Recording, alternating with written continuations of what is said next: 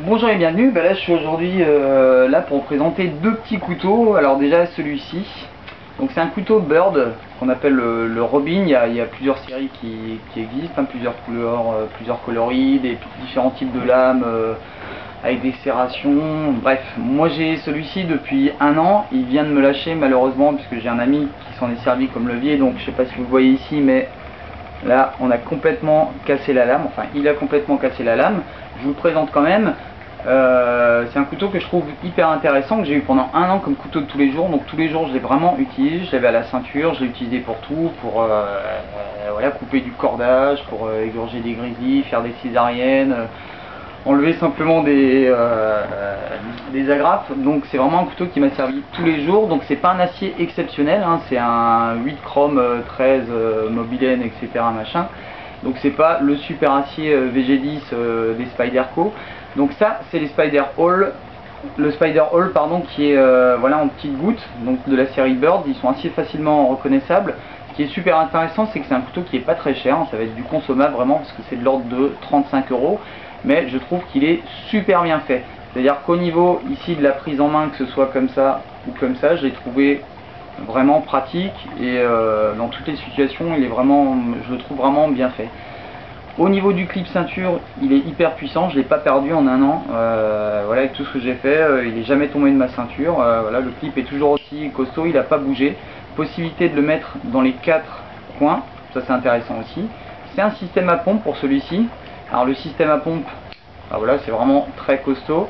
Là ici, deux parties, ici crantées et là en dessous, qui permettent de le tenir soit comme ça, soit avec les deux doigts vers devant. Donc la prise en main est vraiment sympa, ce qui est super important pour un couteau de cette taille. À l'arrière aussi un petit trou là qui permet le passage d'une paracorde.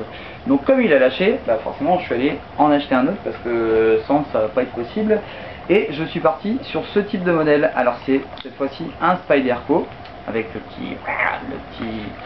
la petite araignée, forcément avec le Spyder Hall, le fameux rond.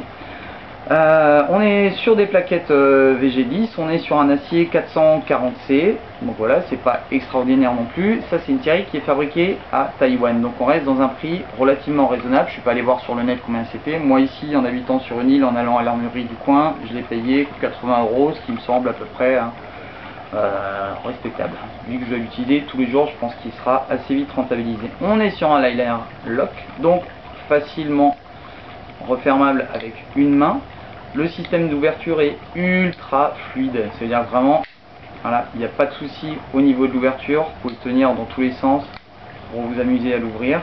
La prise en main, voilà, c'est un petit peu plus gros que le modèle que je vous ai montré tout à l'heure au niveau du manche, hein, il est un petit peu moins creusé. La taille, vous voyez, c'est quasiment la même, d'accord, avec lame qui est un petit peu plus grande sur ce modèle. Il existe avec un modèle avec une lame un petit peu plus petite. Voilà, j'ai trouvé ça assez sympa. À noter une chose intéressante, c'est qu'ici le clip ceinture, on peut simplement le mettre soit ici, soit là. Donc moi je vais aller le mettre dans l'autre sens pour avoir le couteau directement dans le sens de la marche.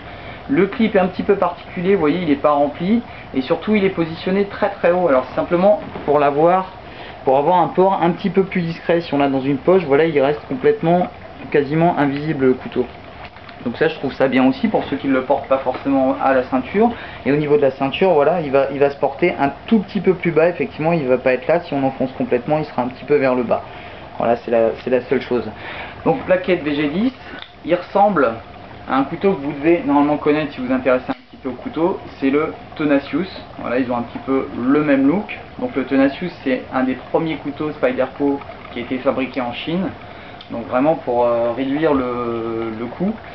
Donc je trouve que c'est un couteau, je pense que ça va être un couteau, un fameux dessin, un couteau de tous les jours assez intéressant. Ici un tout petit trou pour passer là éventuellement un petit, comment on appelle ça, une petite paracorde. Là ça va être une très petite, là, je sais pas trop comment je vais m'organiser. Bon, il y a possibilité je pense de le faire passer simplement peut-être au-dessus ici dans le clip ceinture.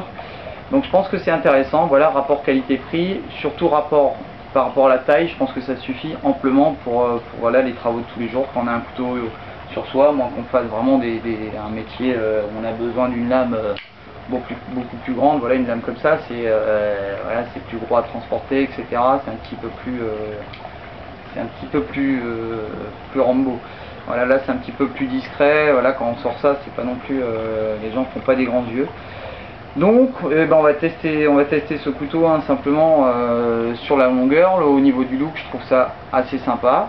Donc je vous invite à aller le voir et je vous conseille, alors c'est sympa d'acheter sur internet etc. Mais je pense que c'est bien d'avoir les conseils et de pouvoir l'avoir en main, de voir l'ouverture etc. Donc je vous invite à aller voir plutôt les armureries près de chez vous plutôt que de sauter sur internet, même si vous allez payer peut-être je sais pas moi 5 ou 10 euros plus cher. Voilà, vous allez pouvoir comparer, voir un petit peu tout ce qui existe comme couteau.